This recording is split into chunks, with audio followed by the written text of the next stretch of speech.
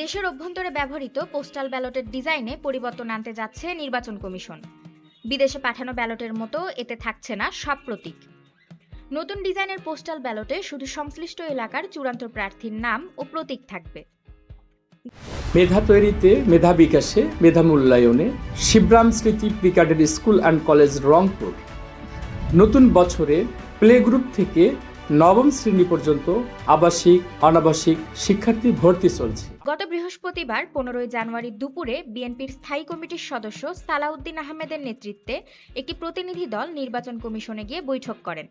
সেখানে তারা দেশে ব্যবহৃত পোস্টাল ব্যালটে সব প্রতীক না রেখে কেবল সংশ্লিষ্ট প্রার্থীদের নাম ও প্রতীক রাখার প্রস্তাব দেন। শনিবার 17 জানুয়ারি নির্বাচন কমিশনার আব্দুল রহমান আল মাসুদ সংবাদ মাধ্যমকে দেওয়া এক ফোন আলাপে বলেন, প্রবাসী ভোটারদের জন্য ইতোমধ্যে পাঠানো পোস্টাল ব্যালটে কোনো ধরনের পরিবর্তন আনা সম্ভব হচ্ছে না। তবে দেশের অভ্যন্তরে ব্যবহৃত পোস্টাল ব্যালটের ক্ষেত্রে নকশাগত ও কাঠামোগত পরিবর্তনের সুযোগ রয়েছে। এদিকে ত্রয়োদশ জাতীয় সংসদ নির্বাচন সামনে রেখে পোস্টাল ব্যালটে ভোট দিতে অনলাইনে নিবন্ধন করা প্রবাসী ভোটারদের কাছে ব্যালট পাঠানোর কার্যক্রম শুরু করেছে নির্বাচন কমিশন। ইসির তথ্য অনুযায়ী 12 ফেব্রুয়ারি নির্বাচনে পোস্টাল ব্যালটে ভোট দিতে পোস্টাল ভোট বিডি অ্যাপে মোট 15,33,683 জন নিবন্ধন করেছেন।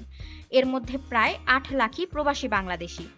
অন্যদিকে দেশের ভেতরে সরকারি চাকরিজীবী, ভোট গ্রহণ কর্মকর্তা এবং আইন হেফাজতে থাকা 7,61,000-এর বেশি ভোটার পোস্টাল ব্যালটে ভোট দেওয়ার জন্য নিবন্ধিত হয়েছেন। তবে নির্বাচন বিশ্লেষকদের মতে একই ঠিকানায় একাধিক ব্যালট পাঠানো কিংবা ব্যালট বিতরণ প্রক্রিয়ায় রাজনৈতিক সংশ্লিষ্টতার অভিযোগ উঠলে ভোটের স্বচ্ছতা ও গ্রহণযোগ্যতা নিয়ে প্রশ্ন দেখা দিতে পারে। Umme Jebin, RNB news.